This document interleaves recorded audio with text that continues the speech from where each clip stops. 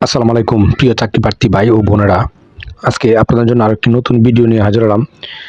আর এই ভিডিওতে আজকে আমরা আলোচনা করব পাওয়ার গ্রিড বাংলাদেশ পিএলসি একটা নিয়োগ বিজ্ঞপ্তি প্রকাশ করেছে। আমরা সেই নিয়োগ বিজ্ঞপ্তি নিয়ে বিস্তারিতভাবে আলোচনা করার চেষ্টা করব। তো ধৈর্য সহকারে আপনারা সম্পূর্ণ ভিডিওটা দেখার চেষ্টা করবেন, আশা করি অল্প হলেও উপকৃত হবেন। তো দেখেন বিজ্ঞপ্তিটা থেকে তারা কি বলছে।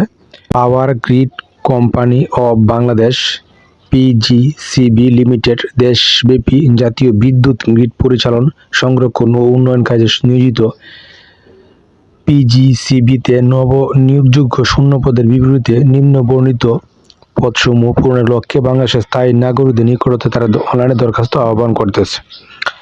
এখানে টোটালি 4টা পদে তারা লোক নিবে। তো প্রথম নাম্বার যে পদ জুনিয়র হিসাব সহকারী 11তম গ্রেডে, বেতন স্কেল 23,000 এবং চাকরি বিধি মতে প্রযোজ্য অন্যান্য ভাতা ও সুবিধা প্রদান করা হবে।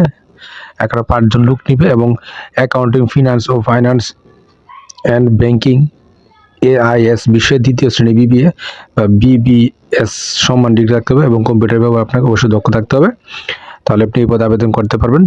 তো 2 নম্বরের যে পদ জুনিয়র প্রশাসনিক সহকারী 11তম গ্রেডে 23,000 টাকা বেতন এবং চাকরি বিধিমতে অন্যান্য প্রযোজ্য সুবিধা বা বাধাতে আপনাকে দেওয়া হবে।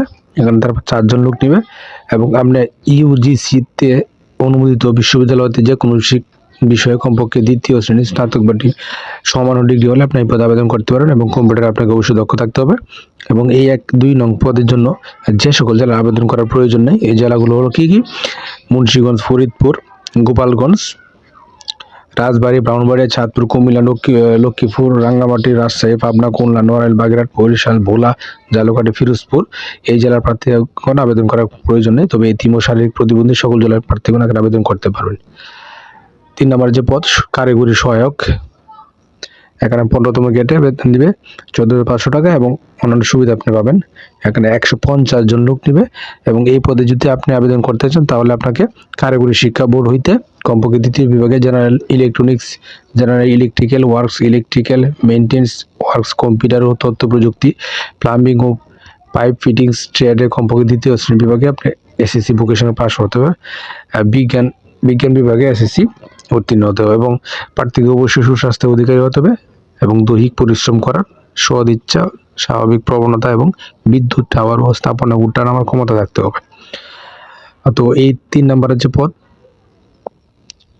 এবং 4 নম্বর যে পদ হলো কি 4 নম্বর পদ হলো কি অফিস সহায়ক। এখানে তারা 15তম গ্রেডে 15,000 টাকা 14,500 টাকা বেতন পাবেন এবং অন্যান্য সুবিধা পাবেন আপনি। এখন তারা 4 জন লোক নেবে এবং এই অফিস সহায়ক পদে আপনি এসএসসি বা সমমান পরীক্ষা দাখিল পাস হলে আপনি এই পদে আবেদন করতে পারবেন। এখানে এই 3-4 নং পদে যে সকল জেলা আবেদন করার প্রয়োজন নেই, জেলাগুলো হলো মানিকগঞ্জ, গোপালপুর, রাজবাড়ী, ব্রাহ্মণবাড়িয়া, রাঙ্গামাটি, পাবনা, নোয়াখালী। তবে এতিম ও শারীরিক প্রতিবন্ধী সকল জেলার প্রার্থীগণ এই 3-4 পদে আবেদন করতে পারবেন।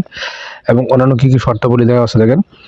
আগ্রহী প্রার্থীদেরকে অনলাইনে আবেদন করতে হবে এবং আবেদন ফর্মে নির্ধারিত ছবি 300x300 পিক্সেল, স্বাক্ষর 380 পিক্সেল স্ক্যান করে সংযুক্ত করতে হবে এবং টেলিটক বাংলাদেশ লিমিটেডের ওয়েবসাইটে অথবা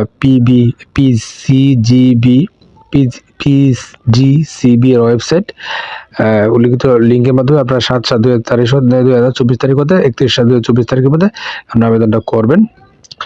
তো বর্ণিত পদ সময় আবেদনের ক্ষেত্রে আপনাকে 800 টাকা টেলিটক বাংলাদেশ লিমিটেডের যে কোনো মোবাইল সংযোগের মাধ্যমে আপনারা পাঠাতে পারেন এবং আবেদন প্রার্থী বা আবেদনকারী শিক্ষা জীবনে কোনো স্তরে 3য় শ্রেণী গ্রহণযোগ্য হবে না। বেতন 11 গ্রেডের ক্ষেত্রে জিপিএ 5 এর মধ্যে 2.8082 এবং 4 স্কেলে 2.25 থাকতে হবে এবং 15তম গ্রেডের ক্ষেত্রে 5 স্কেলে 2 পয়েন্ট এবং নিচে ফলাফল প্রাপ্তিতে আবেদন করার কোনো প্রয়োজন নেই। তো এবং 1/7/2024 জুলাই 1 তারিখ 2024 তারিখে প্রার্থী বয়স 18 থেকে 30 বছর হতে হবে। তবে বীর মুক্তিযোদ্ধা, শহীদ মুক্তিযোদ্ধা, পুত্রকন্যা, শারীরিক প্রতিবন্ধীর ক্ষেত্রে বয়স 32 বছর পর্যন্ত এবং বীর মুক্তিযোদ্ধা, পুত্রকন্যাদের ক্ষেত্রে 30 বছর পর্যন্ত এবং বিভাগীয় প্রার্থীর ক্ষেত্রে বয়স 40 বছর পর্যন্ত শিথিল যোগ্য। তো এছাড়াও দেখেন আরো কতগুলো শর্ত আছে, আপনারা এই সবগুলো শর্ত দেখবেন, দেখে বুঝে অবশ্যই আবেদন শুরু হওয়ার সঙ্গে সঙ্গে নির্ধারিত আবেদনটা করে ফেলবেন। আর এই নিয়োগটা সম্পর্কে অবশ্যই ভালোভাবে খোঁজ খবর নিয়ে তারপরে কিন্তু আবেদনটা করবেন। আর প্রতিদিন চাকরির খবর পেতে আমার চ্যানেল ও পেজটা চোখ রাখবেন। আশা করি আপনারা নিরাশ হবেন না। ধন্যবাদ সবাইকে।